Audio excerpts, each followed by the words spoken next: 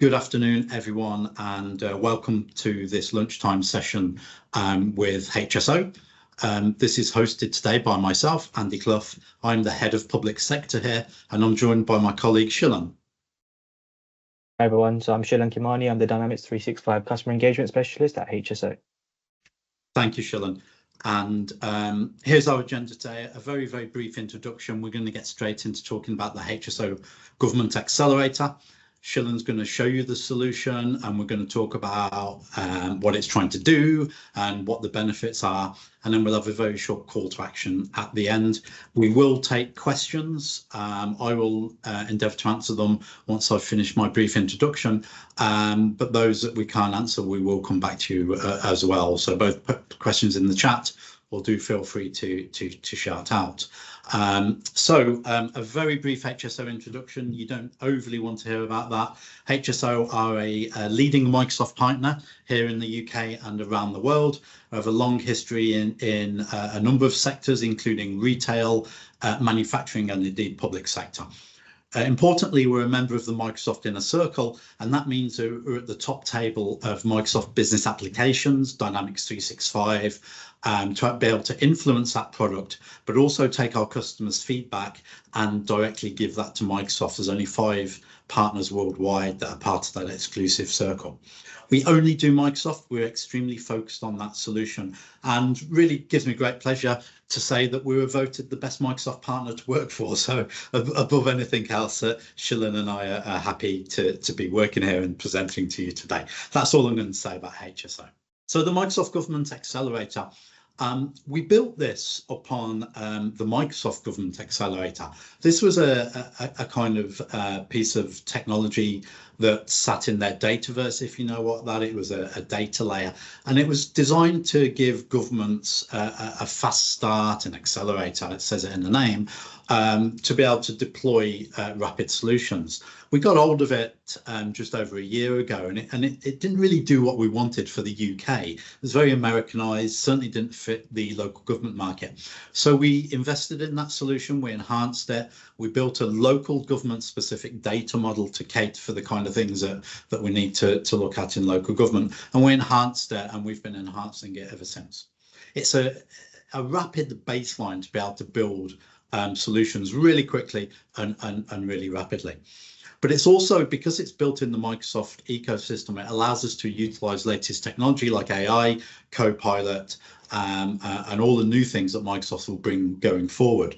And indeed, we've already released our AI module for the solution, and we've been able to do that really, really quickly. We've built it with the expertise of our public sector team and knowledge across all of public sector. We work in a lot of different areas in public sector, policing, local authorities, central government, and not-for-profit. But we've invited our local government customers to be part of it, to share ideas, to work together, to build their own services on the solution. We haven't locked it down.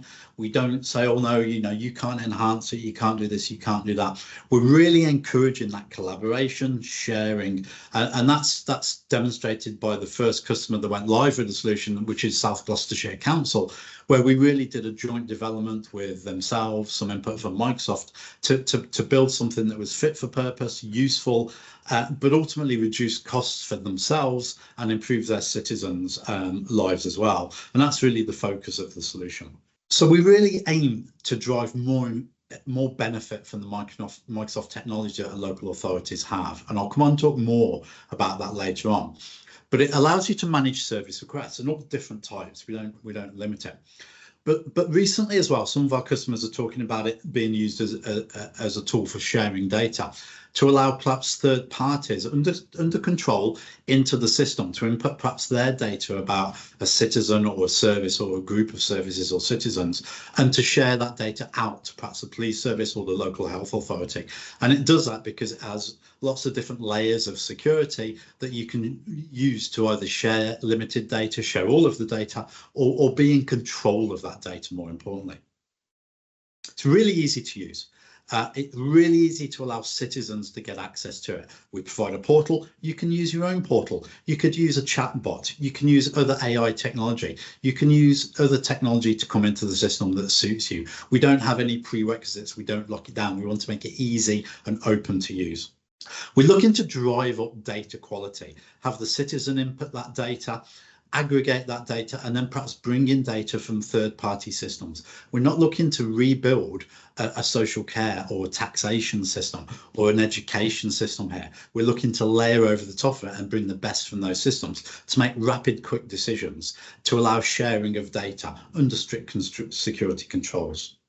We're already implementing AI to the solution to be able to use that data to extract information and be able to do tasks really quickly and a lot easier. A really good example is we had a really fantastic freedom of information request that went over 5 pages. We used the built-in AI technology to summarize that into half a page so that the agent or the employee could really efficiently look at what the questions are and be able to send them off to the various departments in a really efficient way. So something that might have taken an hour, 2 hours to get your head around took about 10 minutes. So really looking to drive that efficiency, but also looking to aggregate information as well, particularly around freedom of information. Members' questions tend to get a lot of repetition, and we can look to aggregate information we've already got in the database or one of the databases we're linked to. Thus, hopefully this helps employees operate more efficiently, have an easier life, have more time to spend on value tasks, but also make it really easy for a citizen to gain that information. It's kind of the most technical I'm going to get today, but we've built the solution in Microsoft Azure Cloud. That means it's got all of the security that you'd want it to have. It complies with all of the UK legislation, Cabinet Office legislation. The wrong people can't see your data or get access to your data. We at HSO certainly can't, and I know Microsoft can't as well. We've built it in a mixture of Microsoft Dynamics 365 and Power Platform. And the reason we've done that is to optimize the cost of those licenses, because it can be quite expensive. So we've built the kind of hardcore back-end case citizens management stuff in Dynamics. They're the expensive license. We don't need many of those. Everything else is done in Power Platform because it's low cost, it's easy to use. We can hand it over to the authority to build your own solutions in. If you don't like HSO, build it yourself or involve another Microsoft partner to build solutions for you as well. The foundation layer, the government accelerator that we've enhanced, is where HSO start adding some real value to these solutions. We've built a local government data layer there. It's got service level objectives in there, so you don't have to build them, and there's lots of them for different types of task. We've built punch out into maps using Ordnance Survey because it's free for local authorities. We're building into GovPay and other areas that are really fast and really efficient for you. The first of our customer specific modules is out there now. There's 7 information governance modules that are there ready to go. They're live in other local authorities. You can enhance them. You can change them to suit your specific requirements, but they're fit for purpose. They're ready to go. They do things like freedom of information, data breach, subject access requests. And then we're branching out into environmental health. Highways, report it, book it. Those modules are in our pipeline. They're coming along really rapidly. And again, as I emphasise, we're building those with other government, other local authorities, other government organisations where they want to become part of that. If you don't want to, you can just take the modules as we've got them. That's perfectly reasonable. All of this is infused with AI. Where there's a reason and a good benefit to use AI, we'll plug it into there. We're not into using AI for the sake of it. There's a lot of noise, a lot of fear around AI. We're doing it in a very structured, very measured way to get the most of it, to give the most benefit to our customers. I'm going to hand over to Shillan to go into more detail and to show you the product in some more detail now. Shillan. Thanks, Andy. So what we're seeing here is essentially the high-level architecture of the Government Accelerator using the case management solution from Dynamics 365. So on the left-hand side, where we've got our customers, these are our core sort of tables and records that we're dealing with. So the citizens, the organizations that we've got within the system. But where we've extended it further is through the use of alerts and cautions. So cautions and alerts are essentially anything that we need to tag associated to any citizen or organization. There may be warnings about medical issues or financial issues that will always be available to users within the platform when they're dealing with cases or services that have been requested or reported into the platform, which I'll show you in the demonstration. We've also then looked at extending the platform with SLOs and services. So SLOs, for those who are familiar, are essentially rebranded SLAs. However, with the out of the box, you're limited to how many you can create and what you can do with them. SLOs allows us to give us the full flexibilities and freedom of being able to allow us to define when we need to actually complete actions and tasks according to essentially the targets that we've defined in the system. Again, I'll highlight them out. And then where the solution becomes really in itself is that polymorphic relationship between the case record and the service record, because this allows us to keep a consistent experience in how information is being reported and handled in the system using the case and routing automation. But essentially, the link between the service allows us to create a very specific records to the request that's come in. So in this case, if we look at freedom of information, everything associated to a case, but the information that the person will be picking up and dealing with will be very specific to the information governance service or any of the services within information governance. So with that said, it's all great to see some of these boxes on the screen, but let's actually bring it to life. So what I'm going to do is walk you through the solution itself. So first of all, everything resolves around the contact. Every organization, every council wants to see that single view of the contact or citizen. So we're going to have a look at how our solution manages that and what information that we can store and capture and see. Then we're going to go and take it through a report it process. So we're going to go and send an email to the system of a complaint that a citizen has sent in. We're going to see how the system then captures all the information and how a team such as the information management team will be able to assess and be able to create complaint points and allocate it to different departments. We'll touch upon some of the notifications and automation reminders that we've got within the system, and then how those departments will then be able to then come back to them with responses based upon those pain points allocated. Now, with complaints and concerns, typically they'll follow the stage 1, 2, 3 process, as well as the ombudsman process that happens at any point. So we'll see how our solution can handle and manage that throughout the life cycle of any complaints that come in. Again, service level objectives are very key here because we need to make sure that we're responding accordingly and providing the data back to the citizens or even third parties in the correct time frame as well, which will again show you how that's been managed in the system. And then we'll wrap up with dashboards. Let's start off with looking at that contact record in the system. So what we're looking at is our accelerator that we've built out. And on the left-hand side, I'm going to go into my contacts, and Adam Brown is going to be my contact for today. So as a local gov, from the citizen's record, we'll be able to see what we typically expect, right? So the information about Adam generally, so the status, is he a resident, is he an MP, staff, contractor, etc. But then also his sort of general contact information. Now, with the information itself, what we've done is separated his general information out from sensitive data information. And the way we've done that is where every contact is created, there's this sensitive data record associated to the contact, which is governed and controlled by security roles. So only the people with the correct information or correct security roles are able to see that sensitive data. Now, sensitive data can be anything to do with personal information that identifies someone, but also anything around, say, health in terms of disabilities, learning, anything around care, etc. So here is where we can then start to associate those, but limit and restrict people from accessing this information.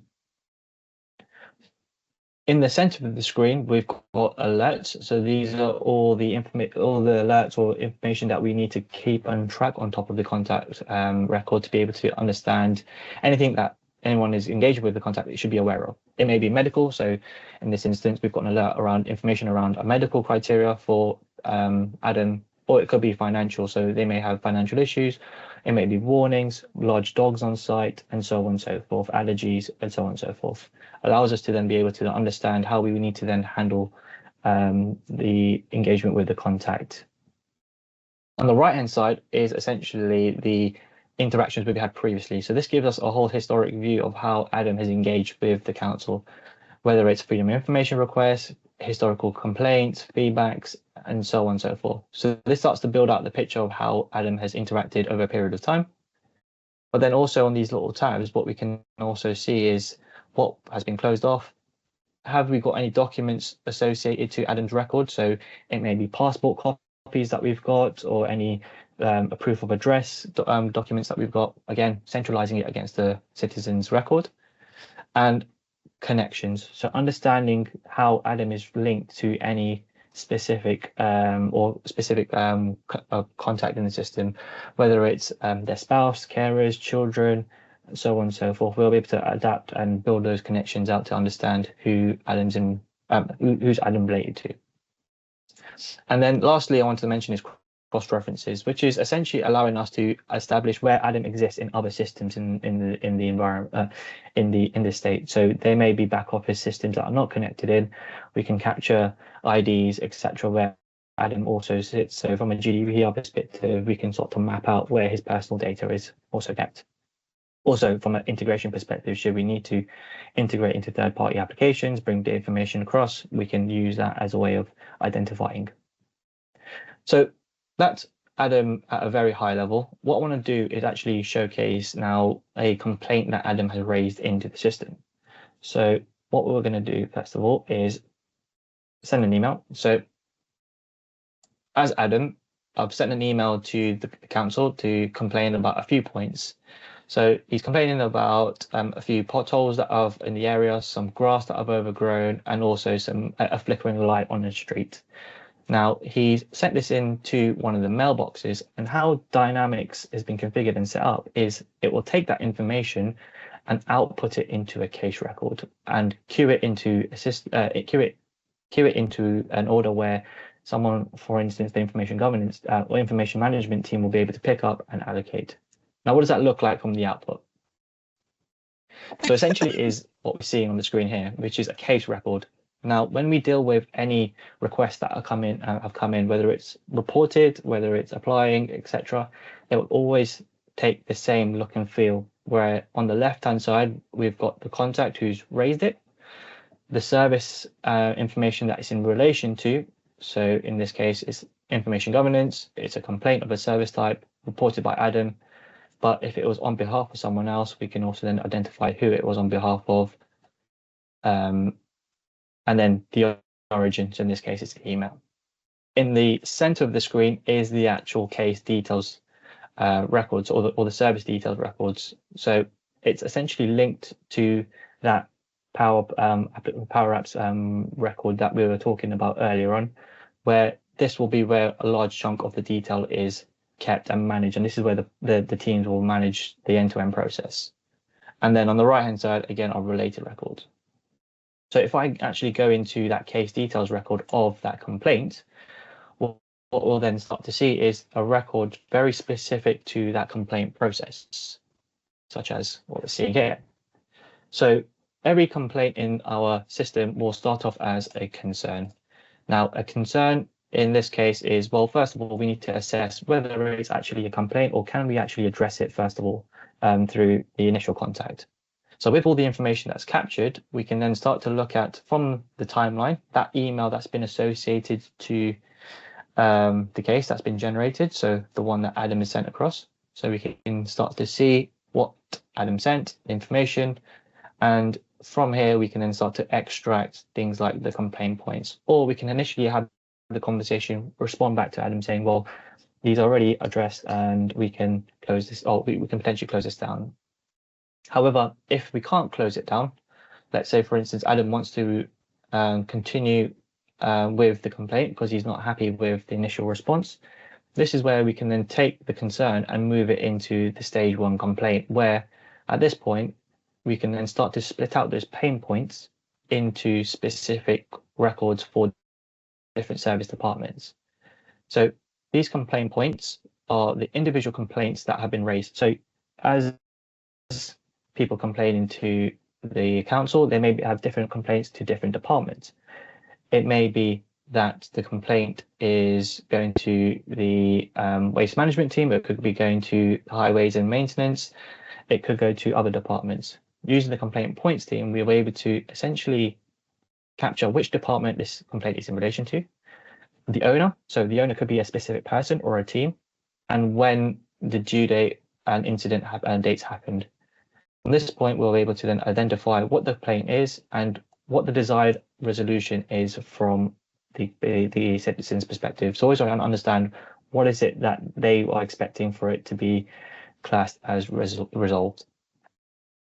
Now, with any complaint, we've also got the option for any equalities identified as well. So if there's, say, scenarios where it's impacting, let's say, someone with a disability that's an overgrown hedge and is affecting a ramp that they use to access the building.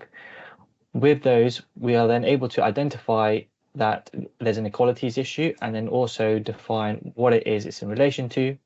But then that will also surface up some additional information we'll need to provide as part of the outcomes that we're providing as well.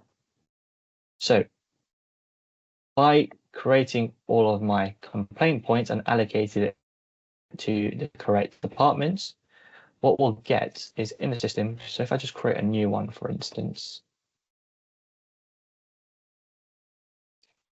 So I'm just going to quickly allocate this one to the department, due date, and then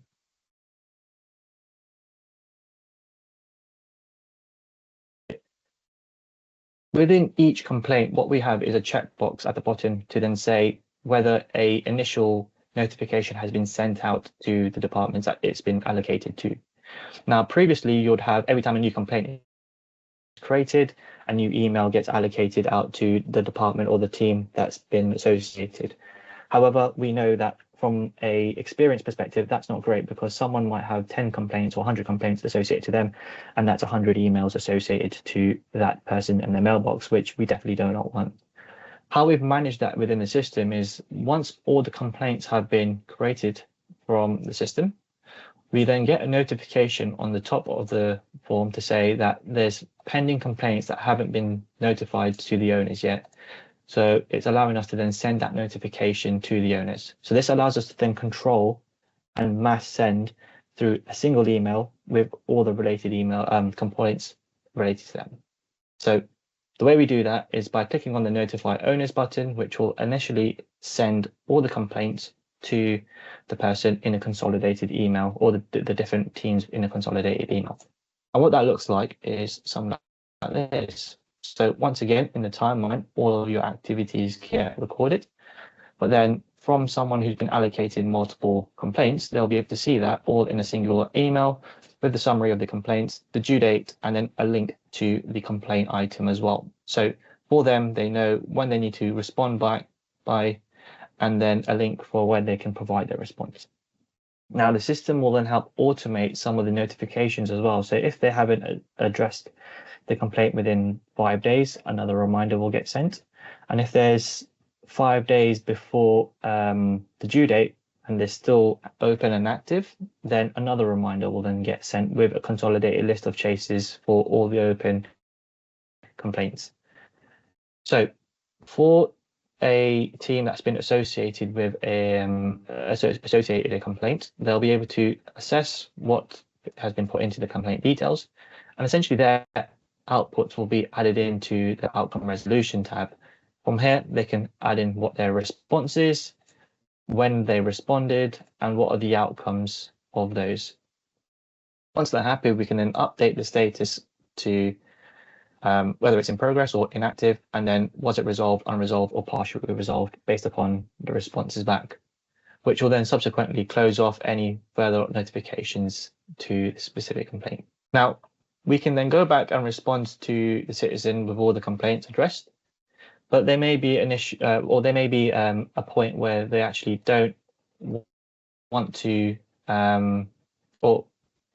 they've received all the complaints information, we've provided a response. However, they want to then use their right to escalate it to a stage 2 process because they're not happy with the initial response. Within the same complaint record, we can then start to capture whether the complaint details were closed off, or escalate it into a stage 2 if they're not happy, which will allow us to then capture additional information about what happens within the stage 2 process. So within the stage 2 process, we've got an additional tab to then show what information we need to capture. So was it refused, or do we need to identify the identity of the person? When was that escalation? When did that escalation start? So in this case, it started yesterday. And then what are the outcomes, and when do we need to resolve by? In this case, this is my SLO now telling me that I've got 32 days to be able to complete the stage 2 process.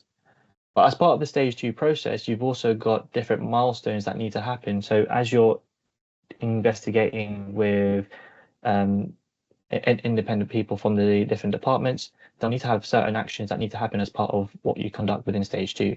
Now, from the system, we'll be able to identify what the timeframes are allowed for each one of those activities and the target date. So this will allow us to then identify when do we need to complete the different activities. In this case, a file needs to be read by a certain date. Once these are happened, we can then update when those activities happened, which will then automatically calculate how long it's taken in terms of the days allocated to when it was done from the target date. In terms of the next steps then, so let's say, for instance, a response has gone back at stage 2, but still the contact wants to, is still not happy with the response back and they want to escalate it even further. Then at this point, we can then go ahead and further update it into the stage 3 process, which is where we then start to need to get a panel involved to then assess the complaint that's come in. So at the stage 3 process, if I give that a save, what that will do is within the stage 3, very similar to what we've seen before, it will provide us with all the information that we need in terms of getting that panel meeting set up. So we will need to understand when that panel meeting date is going to happen, who the chair is, who's going to be the member, and then when it's going to happen as well, and circulating all the papers and documents that we need to do. Essentially, the outcome will then give us the response of whether, off the back of that panel, what were the findings? Was there any recompense involved? And then was it upheld, or was it partially upheld, not upheld, inconclusive, which will allow us to then identify and track the stages of this specific complaint. Now, at any point of the process, the citizen can go to the Ombudsman for a third-party view. And this is where within each stage, we have essentially this premature Ombudsman process where if the Ombudsman contacts us to say, this citizen has raised a request with us, we'll be able to then track what the Ombudsman have done in terms of when they receive the notification and their outputs and their responses. So if it was a premature and the contact received an update from the Ombudsman to say, well, continue with this process within the council, we can track that. However, we can also then track the details specifically around what the Ombudsman has provided in terms of their case reference that they've got open with them, but also what are their findings and what are the recommendations that they've suggested.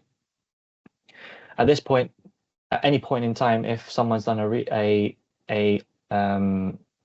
if anyone's done a Ombudsman check, and then we will need to reopen the case at any point.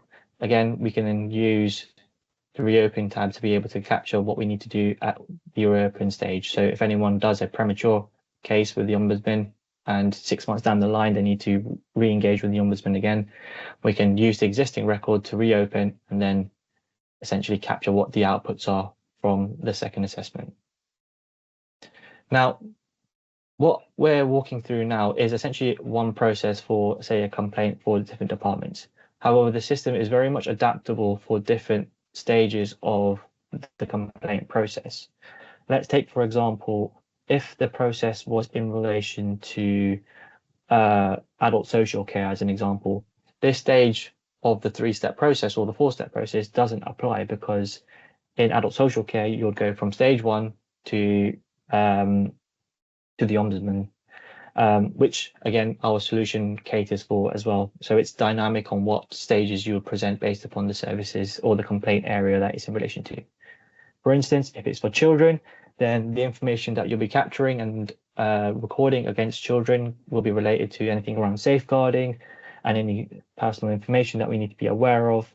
However, it will still allow us to go through the 3-stage process as well. And then anything for general, again, is what we just walked through here. Now, when it comes to things like children and adult social care, information is very critical in terms of security. So making sure that not only anyone has access to the case record that's been raised because of the concern and the nature of the complaint that's come in. So any documents that have been attached or managed within the system automatically apply security roles. So only people with access on the correct security roles to access certain type of records, such as adult social care related or children related complaints, can view that data. Again, we're very much locking down to make sure that only the data is available to the people who have the access. Now, the last thing I just wanted to show and wrap up on is the dashboards. So this is where, if I go into my information management dashboard, here is where we can then start to get a whole host of reports and views on and graphs on what information that we're capturing across the Gov Accelerator. So in this case, the information management dashboard is giving me an overview of all the different service types that have been raised, that are currently open. We can see how many have been raised over a period of time. But with the flexibility and on the nature of the platform, we can go ahead and create personal ones as well. So it's not just one, we can create many ones specific to different types of complaints or requests that have come in. We can also go ahead and then start to leverage even things like Power BI and embed those into the application as well to enrich it even further and give you that slice and dice capability within the platform. Thank you very much, Shillan. There's a couple of really good questions in the chat, so thank you for that. Yes. They've both been answered. Fantastic. Just about good on time, I would suggest. Are there any other questions? Oh, there is a question. Thank you, Paul. Can you please say again the difference between a service record and a case record and why we need both? Shillan. Yes. Okay, so a case record is essentially a holding record in the system. So it allows us to capture a very top level summary of what type of service has been requested. So as we extend the platform into different areas of different departments, so information governance is one, but it might be that we add on environmental, or we might add on waste management, etc. From a consistency perspective, so if your contact center agents are looking at this experience, the case record will give them that top level summary of the record that's happening, because they're going to be the full users. The service record is essentially the specific detailed record on the request that's come in. So in this case, when we looked at the complaint, it was very much a specific record for complaints. And those users who are interacting with those records are the ones that are going to be leveraging the Power Apps licensing rather than the full enterprise, because they only deal with a subset of the data that they're dealing with. Everyone else from a full enterprise license will allow us to be able to not only have that whole holistic record of the case, but also gives us the capability of doing the typical case management stuff that we see in contact centers and other customer service orientated organizations, things like routing and allocating to the correct departments and teams, being able to extend into the omni-channel space. So should we want to expose into voice and chat and bots, etc., the case record allows us to extend it into those other channels, but still having a consistent experience, no matter which department people are picking up. And if people move departments, the way that they interact with that service record will still remain the same. The case record is the high-level summary. The case details or the service record is the detail behind the request that's come in specifically. Hopefully that's made it clearer. Thank you. Yeah, and just to add to that, but by breaking that down between those core case, full fat, if you like, records, I don't like that phrase, and the more streamline Power App service record, that allows us to optimize the Microsoft license prices. So our approach is one of always cost-effective delivery of the solution. Well, I'll continue to monitor the chat for the next hour or so. So if anything crops into your mind, please do pop it into the chat. My call to action, my way of saying thank you is if you'd like to know more, if you'd like to know which customers we're currently working in, if you'd like to have a more detailed look at the solution, please do contact us. Michael Lonnan is the person that looks after this for us. I've put his details in the chat, or indeed myself, aclough at hso.com. Please do feel free to mail me directly, and I'll certainly respond to you immediately. But with that, thank you for attention on such a hot day. Thank you very much indeed to my colleague Shillan, and wishing you all a lovely day. Thank you very much.